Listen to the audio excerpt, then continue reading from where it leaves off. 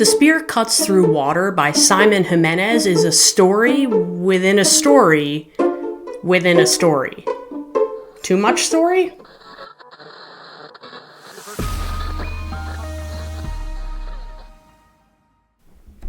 Hi, I'm Amanda, and this is Spineless Books, your one-stop shop for all things audiobook. The Spear Cuts Through Water by Simon Jimenez is pretty much an epic. It's a 17-hour audiobook that's over 500 pages for you paper readers, and it's a pretty complicated structure, and there are a lot of really intense themes.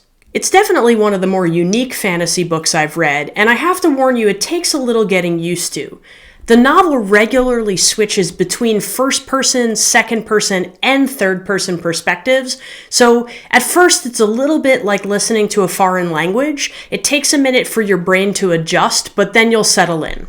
It's very possible that this is one that would have been easier as a printed book, but as someone who listens exclusively to audiobooks, I wanted to just let you know what my experience was. The outermost frame of the story, if you will, is a young boy being told the story by his grandmother.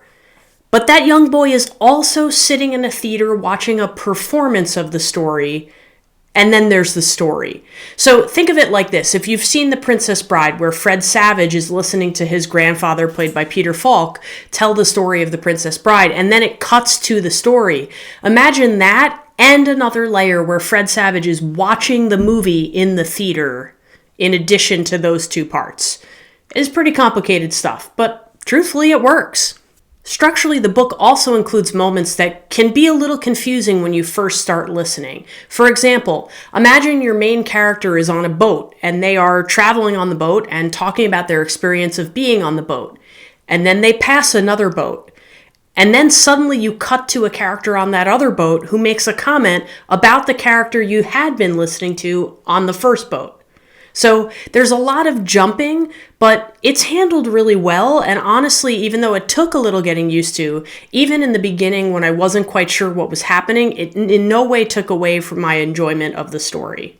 Speaking of story, now that the structural stuff is out of the way, the story itself is essentially that of a moon goddess who falls in love with the water. She makes a deal with a mortal to cut her out of the sky so she can get to her love, and in exchange, that mortal needs a favor. He wants an empire. So she is sort of forced into bearing children for him, and rather than bear him multiple children, she decides to have triplets because she's a goddess, so she can will that kind of thing, and she splits the power of the empire between the three triplets. They are commonly known as the Three Terrors. So if that gives you any sense of basically what they are like as young men, and then eventually men who have more children, it's not really a great scene. But in the story, the moon goddess escapes from the emperor. She's aided by a young boy in a mask, and they are joined on their journey by another young boy named Kima. And together, the three of them head east, because that's where the moon goddess needs to go in order to reunite with the water. Kima has his own agenda. He's been given a spear by a captain, his employer, and one of the guardians of a gate. There are many gates in this kingdom. Now, Kima is trying to get that spear to someone named Shan, who is all the way in the east, basically where the moon goddess is headed, so they stay together for the journey, and that's essentially where the core of our story develops. I don't want to spoil the story, but there's a lot in this book that caught me by surprise. It's not so much that I was really, baffled by anything, but I just was so swept up in the writing that I didn't really worry about things that were, small details that could have tipped me off to other things. I think Simon Jimenez does an amazing job building worlds.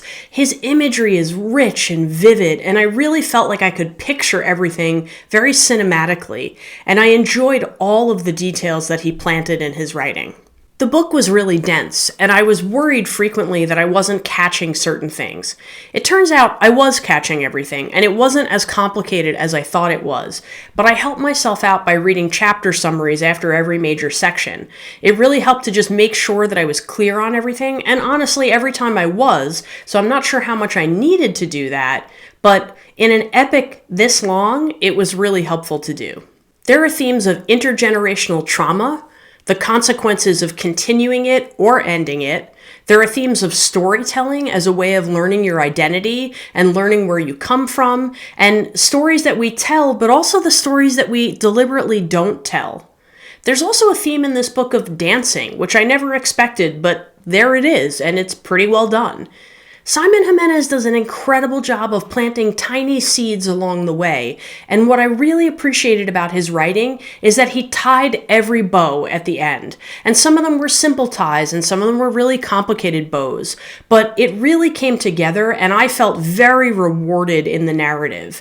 The more I paid attention, the more I got to enjoy. The novel's intricate structure mirrors the way our own memories and thoughts work. As time goes on, things get new context and you learn a little bit more and things click into place.